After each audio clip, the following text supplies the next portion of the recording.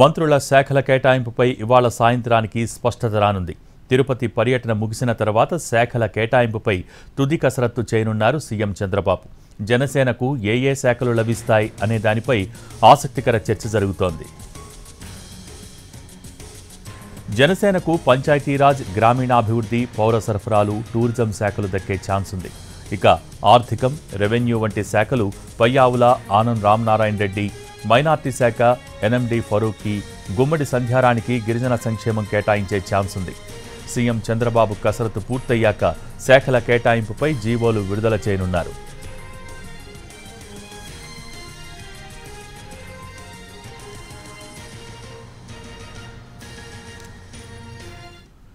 మంత్రుల శాఖల కేటాయింపుపై ఇవాళ సాయంత్రానికి ఓ స్పష్టత రానుంది. తిరుపతి పర్యటన ముగిసిన తర్వాత శాఖల కేటాయింపుపై తుది కసరత్తు చేయనున్నారు సీఎం చంద్రబాబు. దీనికి సంబంధించి పూర్తి సమాచారం మా ప్రతినిధి పిఎంఆర్ చంద్రశేఖర్ లైవ్ ద్వారా అందించేందుకు సిద్ధంగా ఉన్నారు. PMR, over to you.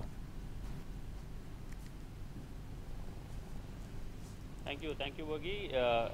Tirupati పర్యటన ముగించుకుని ఏపీకి వచ్చిన తర్వాత, విజయవాడకు వచ్చిన తర్వాత ఏపీ సీఎం చంద్రబాబు నాయుడు శాఖలకు సంబంధించిన కేటాయింపు వ్యవహారానికి సంబంధించి తుది కసరత్తు చేపడతారు. సో అంటే మధ్యలో ఈ కార్యక్రమం కూడా ఉంది. సెక్రటేరియట్కి వెళ్ళి అక్కడ 5 సంతకాలకు సంబంధించిన కార్యక్రమం చేపడతారు. 5 అంశాలకు సంబంధించి 5 సంతకాలు చేపట్టే వ్యవహారం ఉంటుంది. ఆ తర్వాత శాఖలకు సంబంధించిన కసరత్తు కూడా జరిగే అవకాశం చాలా స్పష్టంగా కనిపిస్తుంది. ఈ రోజు సాయంత్రం లేదా రాత్రికి శాఖలకు సంబంధించిన వ్యవహారం మీద కొంత క్లారిటీ వచ్చే అవకాశం ఉన్నట్లుగా మనకి అధికారిక వర్గాల నుంచి, మరొక వైపు పార్టీ వర్గాల నుంచి వస్తున్న సమాచారం మేరకు తెలుస్తుంది భోగి. సో ప్రధానంగా చూసుకుంటుంటే ఎవరెవరికి ఏ శాఖలు కేటాయిస్తారన్న అంశానికి సంబంధించి నెమ్మదిగా క్లారిటీ వస్తున్నట్లుగానే కనిపిస్తుంది. జనసేనకు ఏ శాఖలు కేటాయిస్తారన్న అంశానికి సంబంధించి పెద్ద ఎత్తున చర్చ జరుగుతోంది. అలాగే పవన్ కళ్యాణ్కి ఏ శాఖ కేటాయిస్తారన్న అంశానికి సంబంధించి కూడా ఆసక్తికరమైన ఏపీ రాజకీయ వర్గాలు ఎదురు చూస్తున్న పరిస్థితి కనిపిస్తుంది. సో ఈ నేపథ్యంలో పవన్ కళ్యాణ్కి మనకు అందుతున్న సమాచారం మేరకు పంచాయతీరాజ్, అలాగే రూరల్ డెవలప్మెంట్, ఈ 2 శాఖలను పవన్ కళ్యాణ్కి కేటాయించే అవకాశం ఉన్నట్లుగా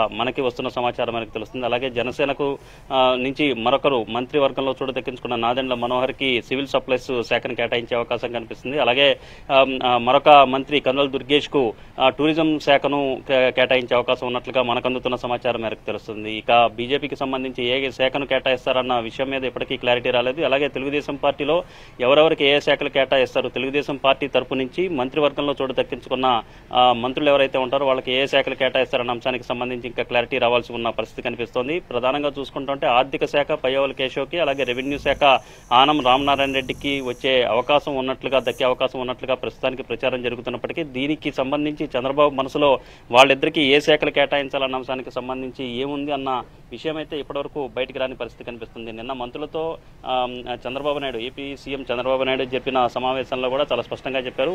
దిశానిర్దేశం చేసిన పరిస్థితి, ఎవరికి ఏ శాఖలు కేటాయించాలి, ఎవరి సమర్థత ఏంటి అని అన్ని అంశాలు బేరీజు వేసుకున్న తర్వాత ఎవరి బలం ఏ శాఖకు ఉపయోగపడుతుందన్న విషయాలన్నింటినీ బేరీజు వేసుకున్న తర్వాత శాఖలకు సంబంధించిన నిర్ణయం తీసుకుంటామనే విషయం చెప్పడంతో పాటుగా శాఖలకు సంబంధించిన బాధ్యతల్లోకి తీసుకున్న తర్వాత మంత్రులు ఏ విధంగా వ్యవహరించాలన్న విషయం మీద కూడా కొంత దిశానిర్దేశం చేసిన పరిస్థితి కనిపిస్తోంది. శ్వేతపత్రాలను విడుదల చేస్తామని కూడా చెప్పిన పరిస్థితి నిన్న చంద్రబాబు నాయుడు వైపు నుంచి కనిపించింది. సో ఈ క్రమంలో శాఖల కేటాయింపులకు సంబంధించి వాళ్ళ సాయంత్రం లేదా రాత్రికి జీవోలు విడుదలయ్యే అవకాశం ఉన్నట్లుగా మనకి అధికారిక వర్గాల నుంచి వస్తున్న సమాచారం మీద తెలుస్తుంది. ఇక మైనారిటీ శాఖను ఎన్ఎండి ఫరూక్కి కేటాయించే అవకాశం కనిపిస్తుంది. అలాగే గిరిజన సంక్షేమ శాఖను గుమ్మడి సంధ్యారానికి కేటాయించే అవకాశం కనిపిస్తుంది. సో ఇవన్నీ ప్రచారంలో ఉన్న పేర్లు. అసలు చంద్రబాబు నాయుడు మనసులో ఏముంది, ఎవరికి ఏ శాఖలు కేటాయిస్తారనే విషయం క్లారిటీ రావడానికి మరికొంత సమయం పట్టే అవకాశం చాలా స్పష్టంగా కనిపిస్తోంది భోగి. Thank you Chandrasekhar.